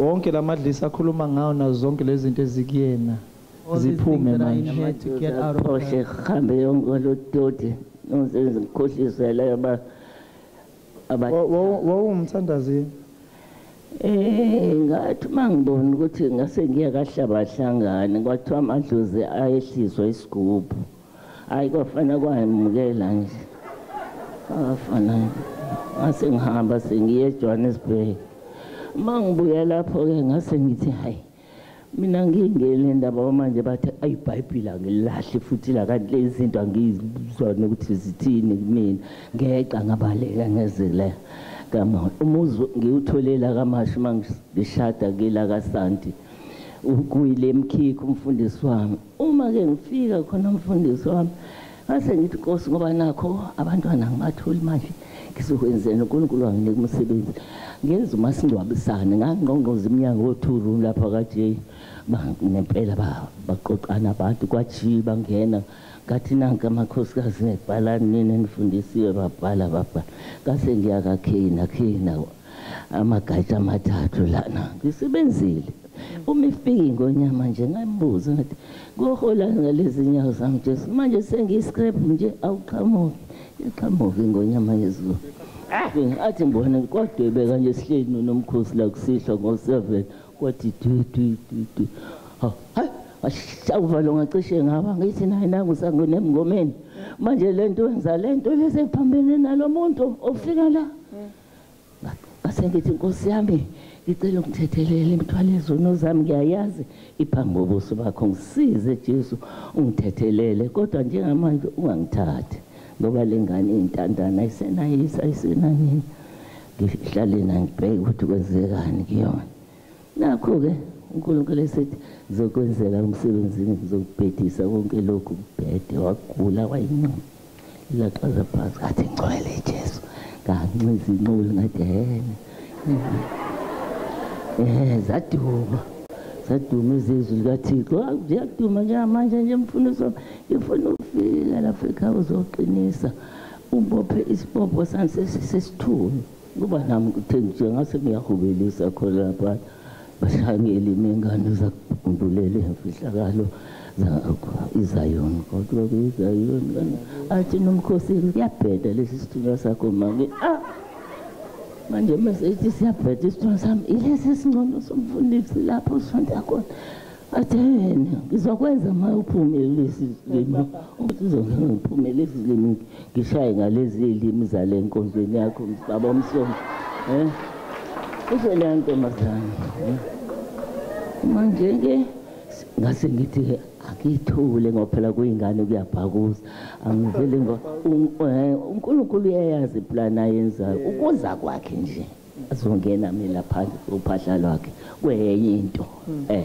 engandela abantu abaningi uyabona lokho kodwa yazi yabuya kabili ngase ngimesaba ngathi ukhona amasathane ezimo mhlawumbe usathane ezimo nje lo kodwa wathi mase ephuma eminyango wayithi ingubo yakhe emhlophe le enkulu ebende ufuna ukubona angibonini ukuthi mina wathi uyena uthi isikodwa manje ngizaze lento engenza iphambene nomthetho kaNkulunkulu phela lezi inyongo nemlahlankosi nemhlwehlwe iyalenga lapha nestemina lengane ayingizwe ukuthi oPetrus bayithatha intombazane noPaulus iyalandela bona babashaya ngithi kuthiwa babashaya baze babalahle ezaleni ngoba bangasayithola imali ebingeniswa lento ngathi anginamsebenzi nalokho angithi manje usakhishima nalokho lento yakhe akezwa mshini into engiyikhuluma uNkulunkulu wafika ubonile bamso lokho ubonile nalana nazi ingane zakho ushumayela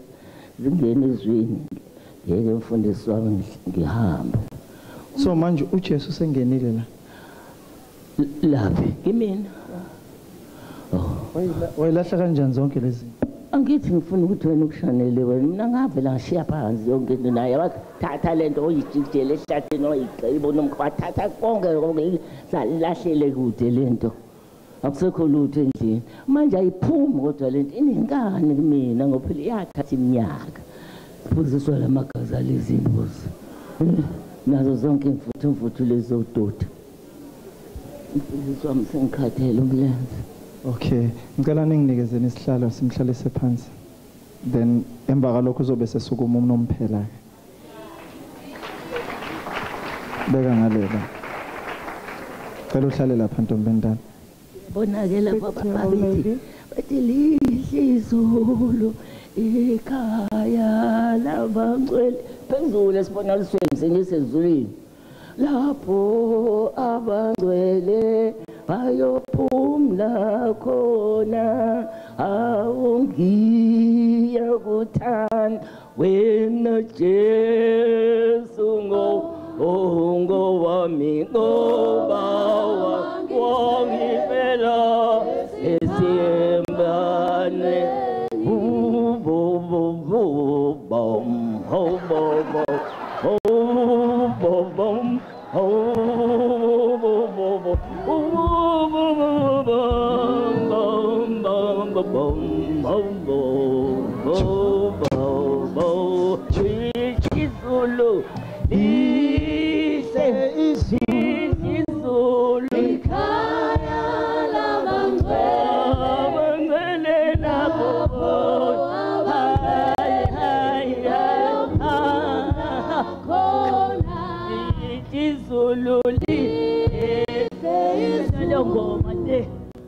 Ikaya labangwe la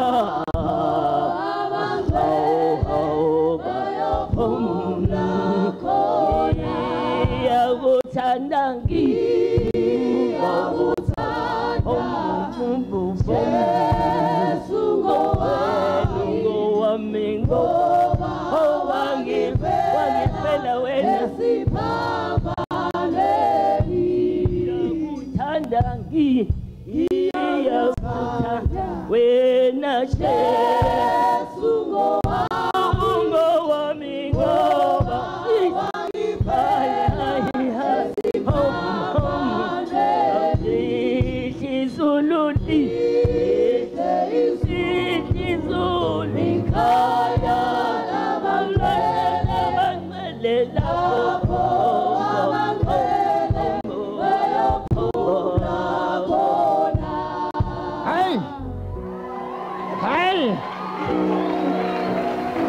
Suka wena siyayikhipha ke zonke lezi zinto lezi ezafaka uSathane.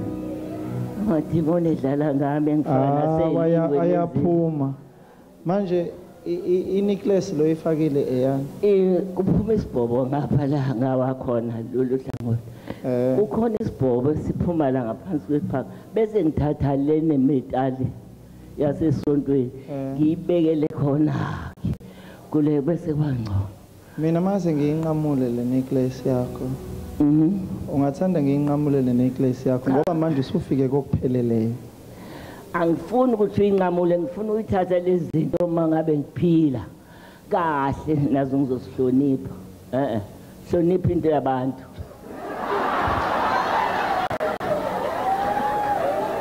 thathe kahle lento ngiyobanikeza yona ufuna ukubanikeza yona uzofika uthini kubona baba uzofika uthini phela mangabe sengisindile ngizothi ngisindisiwe phela lapha nje angithi niyabona angithi ngiyabona nehlulekile singayinqamula uzobanikeza into nekahle nasofika kubona ufike ubafakazela ukuthi uJesu opheleleyo kanjalo nje mfundisi wami uyabona